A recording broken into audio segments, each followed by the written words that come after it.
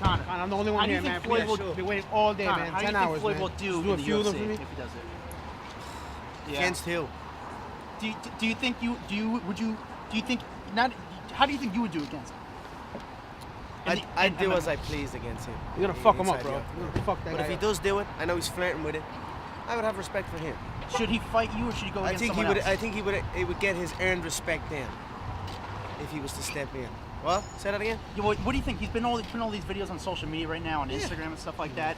He's engaging, we're engaging, so we'll see. I'm currently in negotiations to face my next opponent. Do you know who it's going to be? We have many options. There's the current interim lightweight champion. There's an undefeated Dagestani. There may be a big Russian event. There's obviously the Diaz trilogy. Of course, the Mayweather fight is there. There's many options, so we're just at the table at the moment. So times is good, life is good. I'm over here in New York supporting a charity that supports the kids' hospital back home in my home town of Crumlin. Our Lady's Children's Hospital of Crumlin, it's called. So that's why I'm over here now. Of course, I'm seeing all the stuff Floyd is putting out, and I'm seeing all the stuff in the media. So I'm here with my coach. We're gonna go train tomorrow. Yeah. The mind is clear, the body is sharp, and we're staying ready. So the stuff he puts out, though, do you think it's just for talk and get the hype going, or Or well, if it is, it will follow him for the rest of his days. You know what I'm saying? Not here, if it is, it will follow him for the rest of his days that he did not do it. I said I would do it, and I stepped up and I done it. So basically, he's got to step up and do it. His time now. Let me ask you this: you're going to still have the belts? You're not giving up the belts, are you, by any chance? Like one of the belts? Them belts are in my gaff, in my home. So good luck to anyone trying to come near my home. Wait, Connor, one thing. Ronda's going to WWE. I'm delighted for her. Yeah, absolutely over the moon for her. She looked like she really enjoyed herself at the event, and I was very, very happy to see her. She's a pioneer for the game, and she's came through it all and faced big wins and big losses, and she came through it, and it's great to see her represent herself and mixed martial arts and have fun in the WWE. I know she's been a big fan of it all through all her. Habla precisamente de que son 12 personas los que están en el cuadrilátero y hay que proteger sus vidas, y él quiere proteger sus vidas, y en el pasado hemos visto accidentes con boxeadores por usar guantes muy pesados, ¿no? Why his gloves are so special for them? You have to ask Marcos Maidana that question. It's obvious he's been getting a lot of knockouts by fighting with gloves with no padding, which I don't feel is safe for me or for him. Both fighters should be safe and be protected, even though it's a brutal sport. Bueno, le pregunté que por qué tan especial tenían los guantes de Maidana, y me dijo, pues deberías preguntarle esa pregunta al chino, seguramente se la haremos el 13 de septiembre, pero comenta que él no considera que se deban pelear con ese tipo de guantes que no tienen protección, porque no protegen ni a uno ni al otro boxeador, y por supuesto es muy importante la vida después del ring. This is not a bare knuckle brawl. This is not MMA. This is professional boxing at its highest. So it's about being on an even playing field. Sí, bueno, dice Pablo, antes de que le hagas otra pregunta, que esto no es MMA, no es UFC, que esto es boxeo, y lo importante es que puedan tener vida después de él. Floyd, ¿qué viste en la primera pelea que crees que sea la clave para ganar en esta segunda? What did you see in the first fight that now is going to be the key to win for the second time? Well, I was victorious, so Maidana have to come up with a game plan to beat me. I already beat him, so I know how to beat him. But I'm about to start training camp today, actually, and I look forward to going out there and being victorious. Bueno, él dice.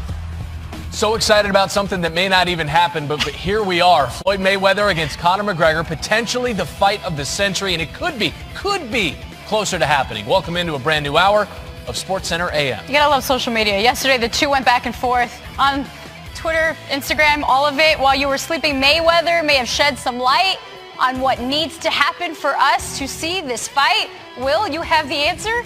Yes, so they got to talk first. Everyone's all fired up for the fight, but then Floyd posts this on Instagram Tuesday evening, quote, "Let the record show there hasn't been any deals made in regards to a fight between myself and any other fighters.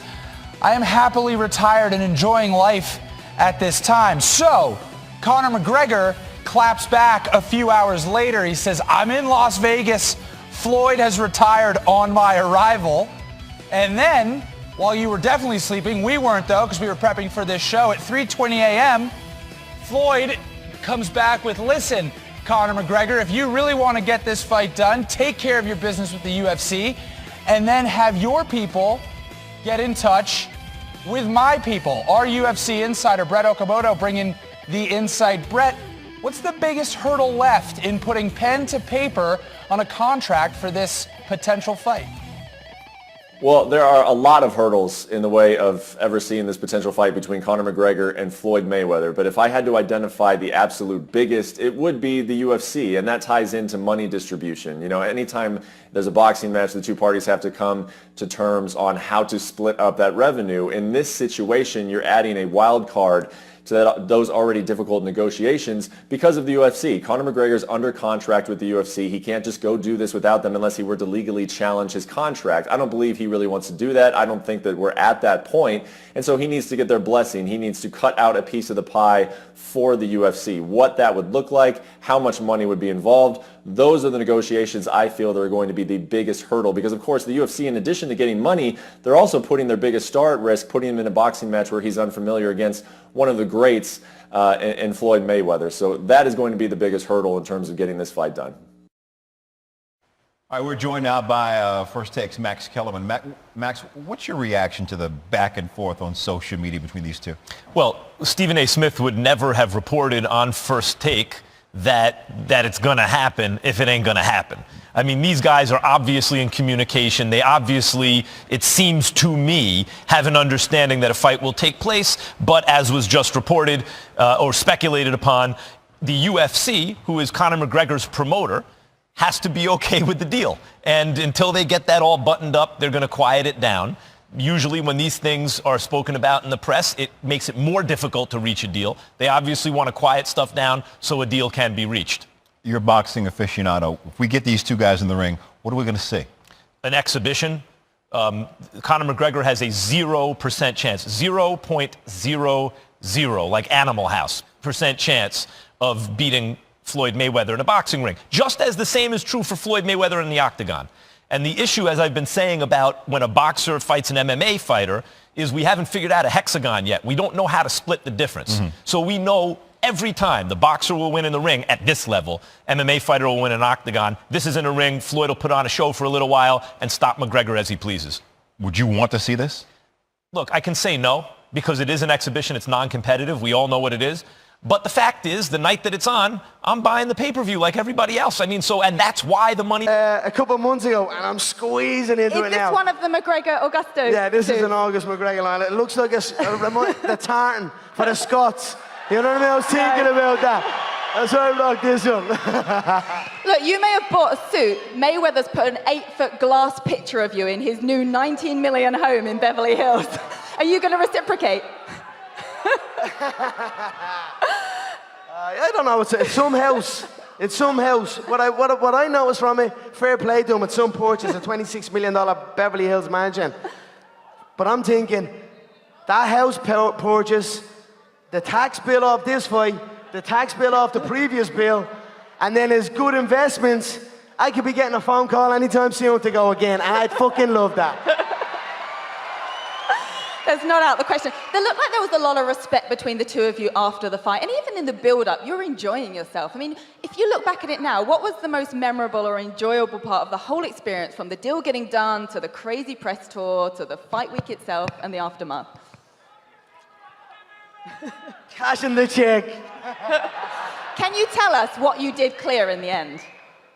There was reportedly 100 million. Yeah, well, it's around that. We're still in the counting game.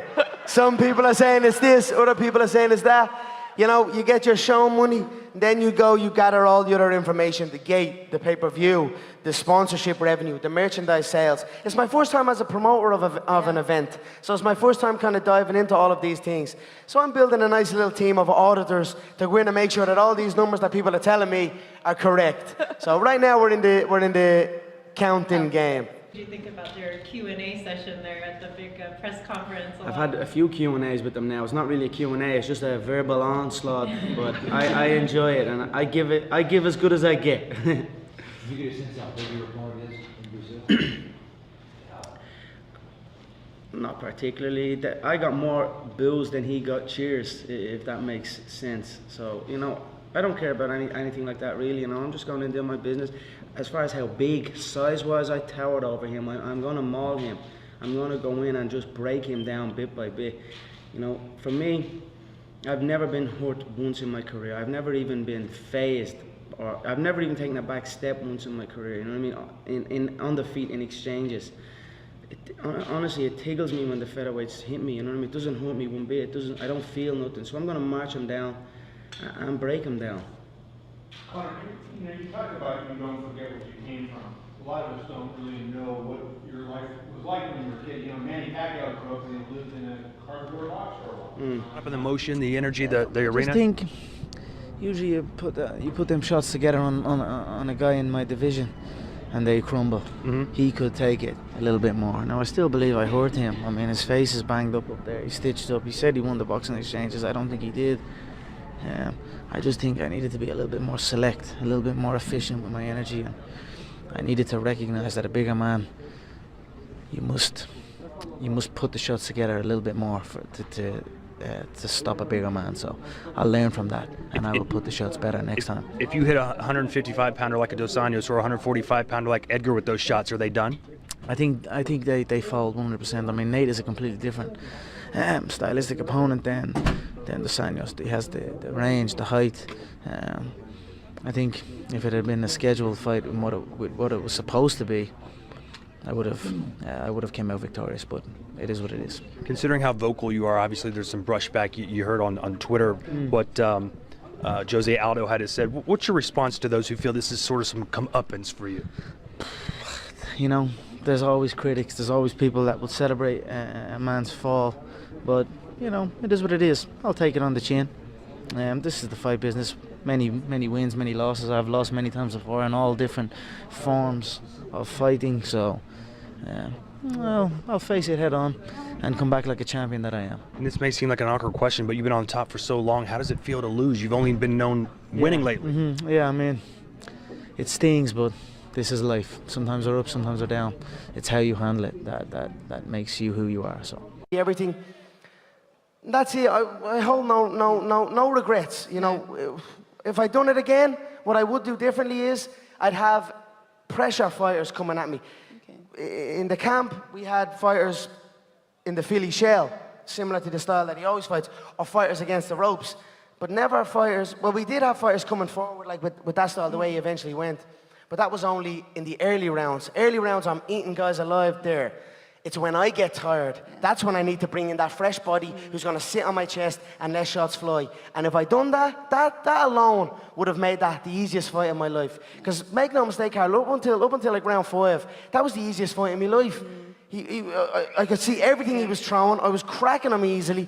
It was only when I started fading and he started leaning on me and started coming forward in that Mexican style that I started to fade. And that's it, so. That's what I would do differently. I'd have people come pressure me when I'm tired instead of early. So. Well, you're always pushing the boundaries with the training and the techniques that you're using. You're at the UFC High Performance Center. You know, we saw you sort of running underwater on treadmills, doing all this crazy stuff. Is there anything from this training camp that you can take into your UFC training camps now, sort of new skills that you learn? I built an incredible engine. Make no mistake about that. Although 30 minutes is, I went 25 minutes, I got into the best shape of my life. So I'm just going to keep going with it. And then also know that, like, in this camp,